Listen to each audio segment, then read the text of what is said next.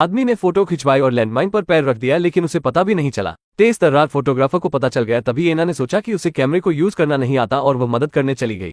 Photographer ने तुरंत उसे रोक दिया। तीनों लोग कंफ्यूज थे। डेविड ने नीचे देखा और पाया कि टॉम ने सच में किसी चीज पर पैर रख दिया है। उन्होंने उसे हिलने डुलने से मना किया। फिर डेविड नीचे बैठ गया और धीरे धीरे मिट्टी उठाई। ये सच में एक लैंडमाइन थी। फोटोग्राफर को उसके दोस्त को चोट पहुंचाने का डर था, इसलिए वो बचाने के लिए किसी को ढूंढने के लिए पहाड़ी से नीचे चला गया। एना वहीं पर रो रही थी। उसे समझ नहीं आ रहा था कि क्या करे। जब टॉम ने लैंडमाइन पर पैर रखा तो उसे कुछ सूझ नहीं रहा था। डेविड अभी भी शांत था। वो मदद के लिए फोन करने के लिए पहाड़ की चोटी पर फोन ले गया। एना ने भी सोचा कि वे बच जाएंगे, लेकिन जब डेविड नीचे आया तो उसने तुरंत अपना चेहरा बदल दिया। पता चला कि लैंडमाइन उसी ने रखी थी। उसने कहा कि पहाड़ की इतनी ऊंचाई पर कोई सेल फोन सिग्नल नहीं होगा। डेविड को पता चला कि टॉम और एना ने उसे धोखा दिया है। एक तरफ उसका सबसे अच्छा भाई था और दूसरी तरफ उसकी मंगेतर थी। डेविड उनके इस व्यवहार को बर्दाश्त नहीं कर सका, ये जानते हुए भी कि सब कुछ सामने आ चुका है। गुस्से में आकर उसने जानबूझकर उन्हें यहाँ लाया। एना रो पड़ी और डेविड से माफी मांगी। डेविड का दिल पहले ही मर चुका था, इसलिए वो एना का एक्सप्लेनेशन नहीं सुनना चाहता था। तब डेविड जंगल में गया और अपना तैयार किया हुआ फावड़ा निकाल लाया। उसने कहा कि टॉम के मारे जाने के बाद वो एक गड्ढा खोदकर उसे दफना देंगे ताकि वातावरण प्रदूषित न हो। इस समय टॉम को संदेह हुआ कि बॉम्ब नकली है, क्योंकि डेविड आधे दिन तक उसके पास खड़ा रहा। उसे इस बात का डर नहीं था कि वो गलती से बम फोड़ देगा और उसके साथ ही मर जाएगा। टॉम के खत्म होने का इंतजार न करते हुए डेविड ने माइन की सेफ्टी पिन हटा दी। पता चला कि पहले माइन की सेफ्टी नहीं हटाई गई थी और अब अगर टॉम सावधान नहीं रहा तो वो मारा जाएगा। एना ने डेविड को गले लगाया और कहा कि वो जानती है कि यह उसकी गलती है। डेविड ने कहा कि वो उन्हें ऐसे दोस्त मानता था जो एक दूसरे से बात करते हैं, लेकिन उन्होंने उसे धोखा दिया। डेविड ने जितना अधिक कहा उसे उतना ही अधिक गुस्सा आया।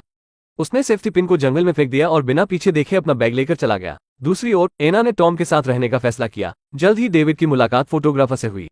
ये पता चला कि कैमरामैन ही था जिसने टॉम को लैंडमाइन पर कदम रखने के लिए गाइड किया था। दूसरी ओर एना को जंगल में खोई हुई सेफ्टी पिन मिल गई। उसने बंद सिलेंडर को हटाने के लिए चाकू का इस्तेमाल किया और धीरे धीरे उसे दोबारा लगाने की कोशिश की। उसने काफी देर तक कोशिश की, लेकिन बात नहीं बनी। एना के पास फावड़े से आसपास गड्ढा खोदने के अलावा कोई और रास्ता नहीं था। ये सब कुछ तभी वहां से गुजर रहे एक शिकारी ने देख लिया। वो चट्टान के पीछे से पता लगाना चाहता था, लेकिन उसका बड़ा काला कुत्ता सीधे उनकी ओर दौड़ पड़ा। एना ने खूंखार कुत्ते को भगाने के लिए फावड़े का इस्तेमाल किया। शिकारी अपनी बंदूक लेकर दौड़ा। शिकारी को उन पर विश्वास नहीं होता। उसने बंदूक दिखाई और टॉम को जल्दी से पीछे मुड़ने को कहा, ये देखते हुए कि वो पीछे नहीं मुड़ रहा है। उसने सीधा निशाना लगाया। इससे टॉम चौंका, लेकिन उसने आधा कदम भी आगे बढ़ने की हिम्मत नहीं की। फिर शिकारी जांच करने के लिए वहां गया और पाया कि टॉम ने सचमुच खदान पर पैर रख दिया था। शिकारी खुशी से मुस्कुराया। उसने धीरे से अपना बैकपैक उतारा और अपने बालों को अश्लील तरीके से छेड़ा जो गंजे होने वाले थे। एना उससे गड्ढा खोदने में मदद करने के लिए पूछना चाहती थी। एना अब और खोदने के लिए बहुत कमजोर थी। शिकारी ने सहमत होने में जल्दबाजी नहीं की, बल्कि एक पत्थर उठाया और टॉम के पास आया। उसने इसे सीधे टॉम पर फेंका। जब टॉम और एना गुस्सा होने वाले थे तो शिकारी आगे बढ़ा और उसने एना का हाथ पकड़कर समझाया कि वो सिर्फ ये पता करना चाहता था कि टॉम ने सच में माइन पर कदम रखा है या नहीं।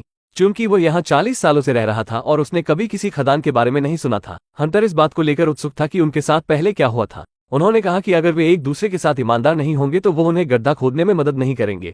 क्या हुआ ये जानकर शिकारी और भी अधिक मुस्कुराया। उसने कहा कि उसे मदद करने में खुशी होगी, लेकिन उन्हें बदले में उसे कुछ देना पड़ेगा। एना और टॉम तुरंत मान गए, लेकिन शिकारी को एना की अंडरवियर चाहिए थी। फिर उसके बेचैन हाथ एना की ओर बढ़ने लगे। टॉम ने ये देखकर तुरंत अपनी जेब से कैश और क्रेडिट कार्ड निकले। शिकारी ने उसका क्रेडिट कार्ड ले लिया और जमीन पर फेंक दिया। फिर वो दोबारा एना के पास पहुंचा। उसने कहा कि उसे पैसा नहीं चाहिए, वो केवल एना की अंडरवियर चाहता था। अगर उसने हाँ नहीं कहा तो उसे जाना पड़ेगा। एना के पास तंबू में जाकर अंडरवियर निकालने के अलावा कोई और रास्ता नहीं था। लेकिन शिकारी ने उसे अंदर जाकर उसे लाने की अनुमति नहीं दी, लेकिन उसके सामने एना के पास अपने कपड़े खोलने और अंडरवियर निकालने के अलावा कोई चारा नहीं था। जब तक वो देखता रहा, शिकारी को अंडरवियर मिलने के बाद वो गड्ढा खोदने के लिए फावड़ा लेकर तैयार हो गया। लेकिन कुछ देर खुदाई करने से पहले ही शिकारी के बैग में रखा वॉकी टॉकी बंद हो गया। एना ने वॉकी टॉकी देखा और आगे बढ़ी। वो शिकारी से वॉकी टॉकी उधार लेना चाहती थी।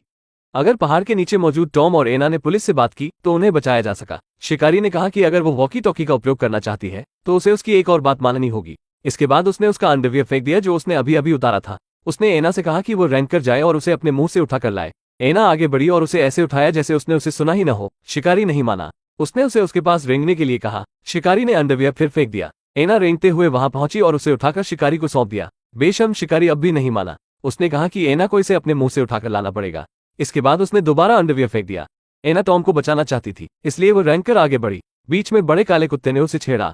शिकारी कुत्ते की प्रशंसा करके मुस्कुराया। काफी मशक्कत के बाद आखिरकार एना को वॉकी टॉकी मिल ही गया। हालांकि दूसरी तरफ का आदमी अंग्रेजी नहीं बोलता था। ट्रांसलेट करने के लिए उसके पास फिर से शिकारी की मदद लेने के अलावा कोई रास्ता नहीं था।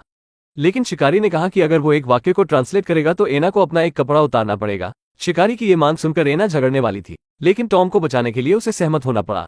दो वाक्यों का अनुवाद करने से पहले एना के ऊपरी शरीर पर केवल अंडरवियर का एक टुकड़ा बचा था और शिकारी भी बहुत चालाक था। वो हमेशा कुछ फालतू बकवास को भी ट्रांसलेट करता था। एना को लगा कि शिकारी सच कह रहा है। अनुवाद के बाद उसने शिकारी को जाने के लिए कहा। उसने अपना बैग उठाया और पहाड़ से नीचे जाने लगा। जब इंटरकॉम फिर से बंद हो गया तो बेशरम शिकारी खुद से ट्रांसलेट करना शुरू कर दिया। उसने एना से अपने कपड़े उतारना जारी रखने को कहा। एना ने ऐसा करने से इनकार कर दिया तो शिकारी ने उस पर अपनी बंदूक तान दी। टॉम ने उसे अपनी बातों से चिढ़ाना शुरू कर दिया, जिससे शिकारी ने अपनी बंदूक घुमाई और टॉम की ओर तान दी। एना ने मौके का फायदा उठाते हुए पहाड़ी से नीचे भागने की कोशिश की। शिकारी ने अपनी बंदूक गिरा दी और अपने बड़े काले कुत्ते को उसके पीछे भागने को कहा। फिर वो रस्सी लेकर उसके पीछे चला गया। टॉम धीरे से जमीन पर पड़ी चेन उठाने के लिए नीचे झुका और अपनी कमर से बंदी पैंट की बकल खींचकर पहन ली। कई कोशिशों के बाद आखिरकार उसे बंदूक मिल गई। इसी समय एना को भी शिकारी ने वापस पकड़ लिया। शिकारी टॉम के हाथ में बंदूक देखकर नहीं डरता था, इसके बजाय वो और अधिक अहंकारी और दबंग हो गया। उसने मौके पर ही एना के साथ सेक्स करने की धमकी भी दी। उसके बाद वह एना को चट्टान के पीछे ले गया। क्रोधित टॉम बंदूक से शिकारी को मारने के लिए तैयार था, लेकिन तभी बड़ा काला कुत्ता अचानक दौड़ पड़ा। टॉम अपना शॉट चूक गया और गोली एना को जाकर लगी। टॉम गड्ढे में गिरकर बेहोश हो गया और माइन में धमाका नहीं हुआ। शिकारी के जाने से पहले उसने उसे कम फिल्में देखने के लिए कहा। ये कहने के बाद वह अपना बड़ा काला कुत्ता लेकर चला गया। टॉम ने एना को गले लगाया और दिल खोलकर रोया। कुछ दिन बाद टॉम को शिकारी का घर मिल गया। वो खो जाने के बहाने उस जगह का नक्शा खरीदना चाहता था। माँ और बेटी, जो कुछ भी नहीं जानती थी, दोनों ने टॉम को घर में आने को कहा। जब शिकारी वापस लौटा तो वह चौंक गया। उसने तुरंत उसे टॉम के रूप में पहचान लिया, जिसने एक खदान पर कदम रखा था। उसे टॉम को बाहर निकालने का बहाना मिल गया और 1 घंटे बाद वो पास के एक बगीचे में उससे मिला। उन्होंने एक दूसरे को मरने की योजना बनाई। उसने टॉम से कहा कि वो उसके परिवार को चोट न पहुंचाए। टॉम मान गया। अपने दुश्मन को जाता हुआ देख शिकारी वापस भागा और टॉम का पीछा करने के लिए बड़े काले कुत्ते को छोड़ दिया। शिकारी घर लौट आया और डरा हुआ बैठ गया। जल्द ही उसे बाहर कुत्ते के भौंकने की आवाज सुनाई देने लगी। फिर वो देखने के लिए बाहर चला गया। उसी समय टॉम काले कुत्ते को गोद में लेकर घर लौट आया। उसने झूठ बोला कि कुत्ते को एक कार ने टक्कर मार दी थी। उसी समय शिकारी को जमीन पर खून भी दिखाई दिया। ये देखकर कि सिचुएशन सही नहीं है, वो घर की ओर भागा। दरवाजे के ठीक अंदर उसने टॉम को देखा। शिकारी ने दीवार पर लगी हंटिंग राइफल निकाली और टॉम को मारने की कोशिश की, लेकिन बंदूक की गोलियां टॉम पहले ही निकाल चुका था। टॉम द्वारा उसे ताना मारने के बाद उसने अपनी बंदूक निकाली और शिकारी की जांघ में 2 गोली मारी। फिर उसने माँ और बेटी से शिकारी को घर में ले जाने को कहा। उसने एक टाई निकाली और शिकारी की बेटी से कहा कि वो अपनी माँ के हाथ बांध दे। ये देखकर कि टॉम बदला लेने के लिए आया था, शिकारी टॉम से उसके परिवार को चोट न पहुंचाने की विनती करने लगा। उसने बताया कि उसने उस वक्त बहुत ज्यादा शराब पी रखी थी, इसलिए वो ऐसी बेतुकी हरकत कर रहा था।